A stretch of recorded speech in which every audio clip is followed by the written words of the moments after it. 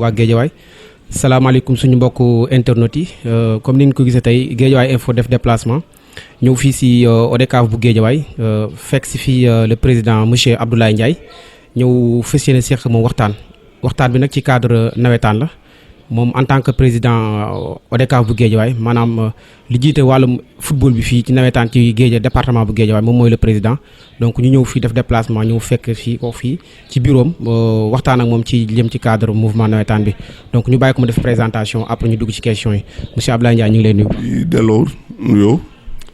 et di leen remercier aussi seen présence fii au niveau de l'ODCAV di rafetlu aussi liggéey bi ngeen def au niveau de Guédiawaye surtout sur le plan sportif di ñaan aussi lépp luñ fi wax rek mu doon njëriñ ci askan bi. donc président depuis le 31 je pense si je ne me trompe pas le 31 mai 2017 lañ la élire en tant que président ODCAV bu Guédiawaye donc mën nañu yaa ngi si sa 3e année mu desale 1 an ban bilan ngay tiré depuis 3 ans yi bilan mi parcours bi. Bilan bi dina jafe def parce que aussi samay nawle laa àndal durant ces 3 ans là et je pense que ñoom ils sont mieux placés pour def bilan bi moom laay wax toujours que ni le jugement de mes pairs est très important par rapport à ce que je fais boo génnee laaj leen ñoom mën nañ la wax l'appréciation bi nga xam ne moom lañ am ci accompagnement bi ñu am pendant ces 3 ans là mais je pense que ni bilan bu war a neex a présenter lay doon dans la mesure où bi ñu fi nekkee ba léegi wax dëgg yàlla benn coow amu fi unifié waat nañ les ASC les zones et l'ODCAV benn famille la ñu et que je pense que ni loolu même de dehors nit ñi sentir nañ ko dans le fonctionnement de l'ODCAV. boo mënul def aussi sa bilan wu maanaam 3 ans yi peut-être dañu mën defal bilan saison bi nga xam te ne yaakaar naa ne suba lay jeex ci seen clôture seen finale départementale ban bilan ngay tirer par rapport ak match yi nga xam te am na fi ak ci coow li nga xam te ne jot na fi am ci manière générale. waaw bilan bi je pense que c'est un bilan positif et lu neex a présenter sur la table parce que boo seetee on a joué X matchs. Le nombre mënu ma ko joxe pour le moment mais ñu ngi def statistiques yi pour présenter ko demain au public mais boo jëlee volet rek sportif ñu jël li nit ñi gën a intéressé wu muy violence sur le nombre de matchs qu'on a joué au niveau de Guédiawaye bi ñu defee le pourcentage c'est un pourcentage de 1,25 matchs émaillés d'incidents sur N matchs. Et loolu dafay refléter ni violence amul Guédiawaye ni ko mais li ñu naan le plus souvent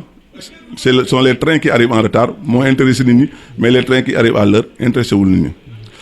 loolu mooy benn fànn bi beneen fànn bi aussi on a joué des matchs très relevés cette année-ci au niveau de Guédiawaye loolu ñëpp après gis nañ ko seen bopp et aussi ñun au niveau de l'ODCAV innové nañ ren façon bi ñu doon organiser phase départementale mooy innovation mooy lan ci biir phase zonale yi intégré nañu phase départementale. voilà boobu aussi gis naa ni benn changement bu ngeen def la ngeen par rapport li ñu daan tàmm di gis dañ daan jouer phase zonale ba pare jouer départemental ren ngeen jël départemental bi dugal ko ci biir phase zonale yi ban initiative ak la ngeen ci jublu ci côté boobu. waaw boo seetloo boo gisee toujours nit ki lu muy nekk rek day œuvrer di changer on a vu que de tout temps dañ doon xaar ba phase zonale yi jeex ñu def phase départementale. Mais cette année-ci, on a dit que nous avons changé de formule, nous avons intégré les phases départementales dans les phases zonales, qu'est-ce que ça va donner. Et bien, nous avons fait aussi, nous avons dit jam ak salam mo fi am. Nous avons fait benn scène de violence. Et là aussi, appréciation positive là. Sur le plan financier, même si nous avons des finances, parce qu'on n'en a pas besoin, mais nous ci kenn bor et les recettes aussi charge yi nga xam ne moom moo ci waroon génn yëpp génne nañ ko ci. lan ngay wax kon ñi nga xam te ne nañ da ngeen ko def waxu leen def leen ko pour lutter la non violence mais da ngeen ko def pour koppar parce que gis nañu année précédente yi stade da doon vide ci phase départementale yi ren ngeen intégré ko nit ñi nekkoon da ngeen ko def pour koppar lan nga ngay tontu ci loolu. waaw li may tontu ci loolu yomb na trop ODCAV du utul xaalis parce que bu dee ut xaalis bi c'est pour jouer une finale ODCAV budget final am c'est déjà mis en place dès le début du championnat donc loolu kooku utatul xaalis. li ñu doon def c'est pas wut xaalis mais c'était pour xool rek innovation bu bees boo xam ni apprécier ko après nag maintenant évaluer xool qu'est-ce que ça a donné maintenant ñuy wax yëpp amuñu benn évaluation boo xam ne def nañ ko même ñun au niveau de l'ODCAV defaguñu évaluation mais benn évaluation bi nga xam ne man def naa ko ci rek mooy que amul benn cas de violence bu ci am te loolu aussi c'est quelque chose d'extraordinaire parce que dañu daan gis des fois bu phase zonale yi jeexee ñu commencé phase départementale les équipes lu leen neex la ñu def parce que xam nañ ni dara du leen ci fekkati mais bu leen wóoree ni am na ay match yu leen di xaar au niveau zonal am na match yu leen fay xaar toutes les équipes ont été disciplinées durant toutes ces phases et que loolu aussi lu ñuy rafetlu la maintenant xaalis ñun ñoo koy liggéey aussi bu ñu jëwut xaalis aussi man je suis quelqu'un boo xam ni nëbbatuma il dit souvent que dañuy lekk xaalis lañ ci wut mais effectivement dañuy wut xaalis parce que xaalis bi ñun ñoo koy liggéey. waaw ci côté xaalis boobu dinaa si ñëw maanaam ren aussi remarque dañ gis ne am na dagg yu bëri yu nga xam dagg ngeen ko surtout si départemental bi ñu bëri ñu ngi koy jooy ay 100 000 lañ leen dagg ay 50 000 naka nga gisee loolu. waaw mais xam nga dagg yooyu ñuy dagguñu rek pour tëb di dagg phase départementale aussi dafa am disposition pratique yoo xam ne toutes les ASC ont adhéré à ces dispositions parce que leeroon na seen bopp ni ku def lii charte bii lañ lay teg ku def safaan ba aussi lii moo lay dal mu leeroon seen bopp ñoom ñëpp donc ñun tëbuñu tëb rek di sanctionner qui que ce soit maintenant nag ku violer aussi texte li yoon war a dal sa kaw day dal sa kaw rek loolu rek moo di sanction yooyu te aussi stade c'est pas un lieu pour venir insulter ou bien injurier des gens stade lieu la boo xam ne ku fi ñëw da nga war a ñëw paisiblement ñibbiwaat paisiblement parce que boo gisee le plus souvent beaucoup de gens ñu ngi daw stade c'est parce que li ñu fay gis moo fa amul place stade du saaga kaay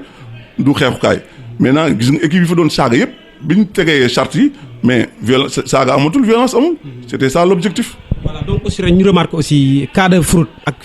réserve bi nga xam bëri na trop ci département bu Guédiawaye ren naka nga jàngate loolu. waaw fraude ak réserve yi mënul ñàkk. Parce que aussi c'est réglementaire maintenant ñun à notre niveau on est très strict sur le plan réglementaire ñun les ASC sont d'égale dignité toute ASC bu ñu jàpp nga def loo xam ne waroo ko def la sanction est tombée sur cette ASC là muy fraude muy autre chose ko fi def loo xam ne du yoon ñun dal nañ sa kaw maintenant daw ci kaw bi aussi c'est dans le plan réglementaire aussi la ñu dal sa kaw. voilà ñu gis aussi ci réglementaire boobu tamit am na yoo xam te ni ci du photo ASC dañ ci gis aussi benn part ci photo ñi nga xam ñoo organiser soit mu nekk ODCAV wala zone te ñoo ñu remarqué aussi sanction du dal seen kaw naka ngay waxee loolu naka ngay jàngate loolu. bëggoon naa na nga leeralal ma photo ODCAV wala photo organisateur pour mu mën ci tontu. waaw parce que am na benn cas de réserve bu ñu fiy remarqué fii à Guédiawaye ci kaawu littoral bi ak ASC xale yi cité je pense que boobu la ci côté licence technique la boobu côté licence technique am na licence technique amul licence technique te licence technique boobu du woon photo ASC yi parce que zone yi ñoo leen ko joxul woon te réserve foofu la jugoon naka ngay wax nga ngay tontu ci loolu. waaw laay li nga wax yomb na trop quoi parce que équipe yi ku ne am nga représentant au niveau de la zone toute ASC bu responsable war nga chaque jour ou bien toutes les 48 heures ce représentant yi jaar à l'ODCAV ou bien à la zone lever le courrier de l'ASC maintenant nag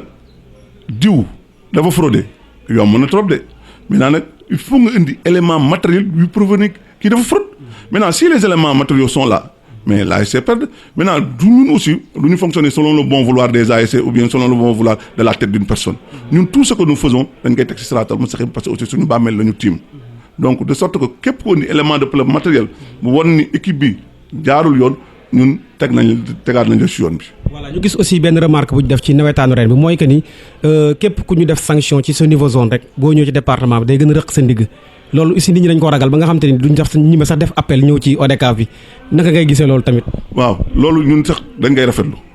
parce que ça montre que ñun on est à notre place fi ñu war a taxaw nañ fa ça montre que ñun aussi nous sommes des responsables parce que boo gisee ODCAV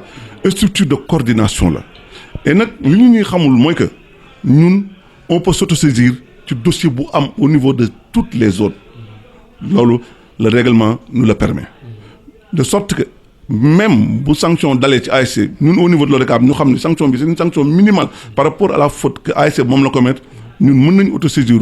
rejuger waat requalifier waat fait yi joxe waat beneen sanction par rapport à cela maintenant nag zone yi boo gisee aussi y a la proximité bi nga xam ne moo am ñoom ak ASC yi ñun nag on est un peu loin de ces ASC là ba nga xam ne ñun bu ñëwee ñun comme li may wax rek amuñu ci état d'âme dañuy juger selon l'appréciation bi nga xam ne moom lañ teg suñu bët mooy ay texte la ay rapport la et si les rapports incriminent X mais X là aussi mënul échapper à la sanction et c'est pour dissuader aussi les autres ba nga xam ne ëllëg si biir di nga xalaat ni ah man de bu ma defee lii yii ODCAV moo fi eggee lii moom ma fay fekk donc dinaa moytu ba du ma ko def loolu rek. ODCAV organisme la organisme de coordination mouvement départemental bu nga xam te ne ni tey ci activité vacances yi la ñu gis ne vacances yi passé na ba léegi ñi ngi déroulé seen i match suba ngeen di terminé ñu gis ne dugg nañ carrément ci année scolaire bi naka ngay jàngate loolu. waaw xam nga loolu ñu détracteur nawetaan yi rek ñooy wax loolu nawetaan du activité boo xam ne dañ ko war a mën a circonscrire rek dans un temps bien déterminé loolu bu ñu ko bëggee nañ construire des infrastructures partout au Sénégal pour que mu am accessibilité à ces infrastructures là mais tant que les infrastructures ne sont pas vraiment accessibles aux populations mais lii aussi mënul ñàkk parce que boo seetee Dakar je prends l'exemple de Dakar amatuñu benn stade ils sont obligés dans le cadre de la solidarité régionale ñoom ñu héberger leen ñu mën a fubal seen rencontre comme on le fait à Pikine comme on le fait à Rufisque donc loolu aussi day xëcc championnat ba nga xam ne mënatuñu am maîtrise ci calendrier bi même si bëggoon nañ à l'avenir si toutes les conditions sont réunies pour que ñu essayer de circonscrire le mouvement dans un temps bien précis bu fekkee ne am nañu stade yu doy en 2 mois mën nañu jouer rencontre yëpp mu jeex. bon ci département bu Guédiawaye aussi bon am na benn constat peut-être ay remarques ay constat la ñuy def yoo xam te ni peut-être ñun ay mouvement ci lañ bokk gis nañ aussi benn fait bi nga xam te ni jàpp nañ moo indi violence bi mooy ASC yi nga xam te ni dañoo jege dañu juddu maanaam benn carte ñu bëgg ci dagg benn wala ñaari ASC yoo xam te ni ci Guédiawaye la nekk loolu mooy indi scène de violence yi est-ce que jàppale na tey jot na pour ngeen jëlaat ASC yooyu ngeen boole la ñu nekk benn ASC. waaw loolu xalaat la boo xam ne wax dëgg yàlla xalaat bu rafet la parce que aussi des fois mbir boo demee ba à un moment war nga mën a toog nag évaluer xool lan moo si baax lan moo si baaxul li nga wax dëgg la y a trop de proximité entre les ASC donc Rufisque boo xoolee aussi am na le revers de la médaille boo xoolee je prends l'exemple de Rufisque cette année toutes les ASC dañ leen changé waat ASC bu nekkoon fii ñu yóbbu ko A boo nekkoon benn yóbbu et cetera mais terewul la violence perdure donc violence bi fait de société la boo xam ne il faut que ñun ñëpp ñu ànd xeexandoo ko pour éradiquer ko maintenant nag à l'avenir on peut penser que war nañ mën a delluwaat ASC yi nga xam ne amuñu doole. voilà ñu gis aussi que ni ren Guédiawaye am nañu ñaari stades yuy fonctionnel est-ce que jàpp ngeen ne tey problème bi nga xam moom ngeen di posé le fait que ngeen di dem ba jéegi ci vacances yi est-ce que l'année bii di ñëw di ngeen prévoir jouer ci ñaari stades pour ñu teel a jeexal nawetaan yi. waaw loolu ñu ngi ciy réfléchir mais boo gisee aussi ma xaw a ragal tuuti mooy nawetaan dafa am un public particulier bi mu am moo xam ni. boo leen yóbboo stade Ndiarème ba leen xam ni ce sont des chaises flexibles te kenn mënul xam coow fan lay jóge mën nañ benn jour rek ñaanuma ko yàlla danga am ñu yàq stade bi te comme c'est un stade neuf pour sauvegarder ko pour le patrimoine de Guédiawaye man de sama xalaat je préfère qu'on joue les matchs nawetaan à Amadou Barry parce que loolu li ñu fay yàq mënul bari par rapport à stade Ndiarème mais je pense que avec réfection yeneen stades yi à Dakar bu ñu leen réfectionné je pense que ni problème yi nga xam ne moom la ñuy am dina wàññeeku tuuti même bu wàññeekuwul à sa grande majeur dina wàññeeku tuuti ba nga xam ni nawetaan mën nañu ko jouer en 3 mois daal. donc ñu gis aussi bon ci initiative bi nga xam te ne am na fi nga président de la République moo ko def muy ci côté DER ñu gis ne si octroyé nañ leen au niveau de l'ONCAV 500 millions de francs CFA ci pour benn budget bi nga xam te bala benn projet boo xam ñu ne benn ASC bu nekk benn emploi ban bénéfice la ci ASC yi Guédiawaye yi am. waaw projet DER boobu dañ ci remercier le président de la République Macky Sall. parce que aussi xalaat bu rafet la am et dans le cadre du projet ASC une ASC des emplois 100 ASC du Sénégal en ont bénéficié il y a de cela 15 jours rek la ñu def réception les derniers matériaux mooy tricycle yi jot nañ ko au niveau de la mairie de Pikine donc Guédiawaye ñaari ASC bénéficié wu nañ ci projet DER muy ASC Jaxaay ak ASC Bokk Jom ay mini boulangerie lañ am avec des tricycles yoo xam ne da leen permettre ñu mën a commercialiser seen marchandise et tous les intrants yi nga xam ni financement beeg léegi yi nga xam ni c'est attenant à ce projet les ASC jot nañ ko donc dérouler activités yi rek moo ci des. donc est-ce que dañ jàpp ne kon day yem ci ñaari ASC yëpp wala dañuy tourner quoi ASC bu ñu la ñeneen jël. même au-delà de ce projet de am na beneen bu bees bu génn mooy projet de transfert d'argent alal boo xam ni toutes les ASC du Sénégal vont en bénéficier pas plus tard que semaine passée rek defoon nañ un atelier de formation pour les formateurs donc après je pense que fan yii di ñëw dinañ ko commencer dérouler daal.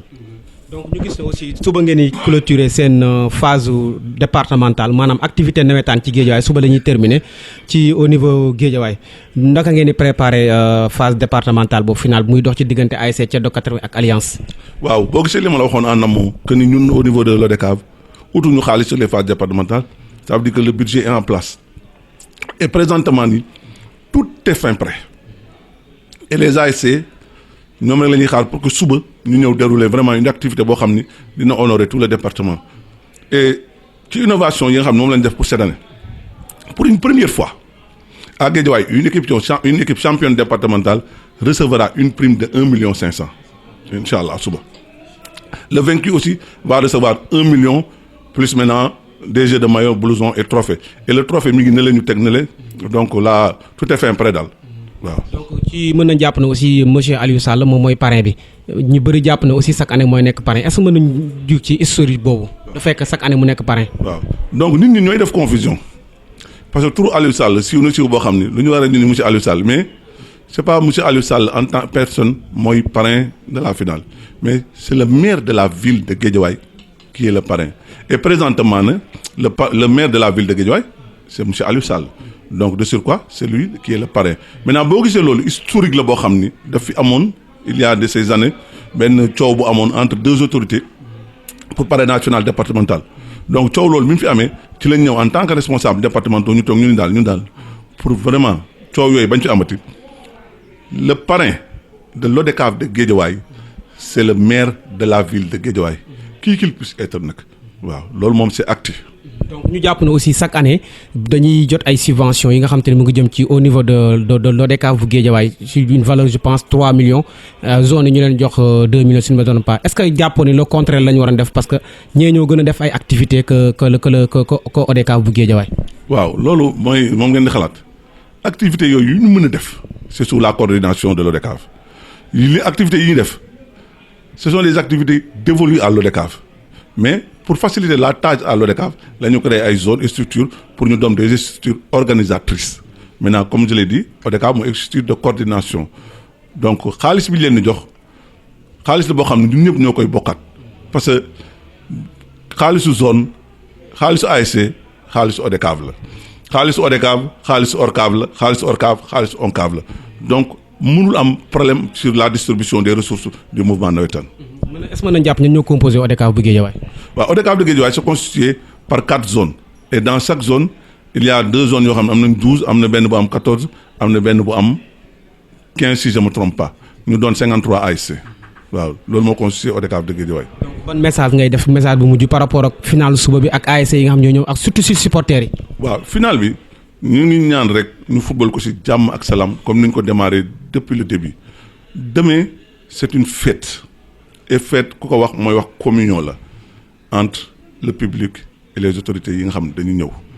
li may wax ASC yi rek mooy que ñu xam ne sport c'est quelque chose de noble c'est quelque chose qui doit être fédérateur parce que par A ou B il y aura un vainqueur et un vaincu inchallah à l'issue de cette rencontre te bu ñu paree ci rencontre bi ñun les 22 acteurs yi nekkoon ci biir terrain bi ce sont des frères ce sont des amis dañuy fréquentante dañuy demalante donc 90 minutes ou bien 120 minutes warul tax mu créer animosité entre des personnes yoo xam ne pendant 12 mois dañuy nekk ensemble ñu ñaan aussi le public bi nga xam dañuy ñëw ñu xam ne aussi sport moo leen di c'est dans sport moo leen fi c'est dans football moo leen fi indi vraiment leneen indiwu leen fi maintenant pour cela aussi on a pris aussi des mesures sécuritaires yoo xam ne sont des mesures pour dissuader les gens yi nga xam ne am na leneen loo xam ne nekkoon na seen bopp maintenant ku fa ñëw def fa loo warul def wala nga def fa lu safaan ba aussi la ci fekk aussi nga xam ni yaa ko teg sa bopp ñun daal jàmm ak salaam la ñuy woote yàlla dimbali ñu football ko ci jàmm salaam et que le meilleur gagne. waaw parce que am na lu lëndëm sama dernière question la nag loo xam te leeru si bopp nit ñi par rapport ak final suba bi ñii ñu ngi naan c'est entrée ñii naan gratuite est-ce que mën nañ ci am leeral. non c'est une entrée payante waaw c'est une entrée payante et le ticket c'est à 1000 francs comme les zones l'ont fait. waaw donc loolu la quoi. voilà donc seen yóbbante bi jot na c'est une entrée payante donc muy dernier mot bi nga xamante ni le président wax na ko muy président Abdoulaye Ndiaye mu nekk koo xamante ni aussi ku ñu jox cër la ku ñu respecté la fii aussi à Guédiawaye mu fi nekk en train de def de excellent boulot parce que tamit am na fu mu jëlee Guédiawaye ci côté nawetaan am na fu mu ko yóbbu te yaakaar naa ne bu ñu jox ne statique sànq ci côté violence bi que ni gis nañ benn vraiment liggéey bu am solo boo xam def nañ ko te loolu yaakaar naa ne moom la ak équipe bi muy liggéeyal donc ñu koy remercier bu baax di ko gërëm donc ak di ko remercier vraiment ci accueil bi nga xamante ni ñëwoon nañ fii si bureau seet si ko waxtaan ak moom vraiment mu yaatal ñu bu baax donc di ko remercier bu baax di leen jox rendez-vous une prochaine fois. seen télé bi yàlla na doon une télévision mondiale. parce que li ngeen di defal askan wi ñun de mouvement nawetaan ñun gis nañ ko parce que visibilité bi nga xam ne ñun soxla nañ ko ak visibilité bi nga xam ne yeneen acteurs politiques yi acteurs de développement am nañ ko présentement ni wax dëgg yàlla dañ leen ci jàpp leen ci remercier par ricochet aussi ma leen di remercier aussi ci seen association bi nga xam ni moom ngeen gérer muy Guédiawaye je m'engage moi je suis quelqu'un boo xam ni man li ma gëm rek laay wax li ngeen def je peux dire entre guillemets je vous envie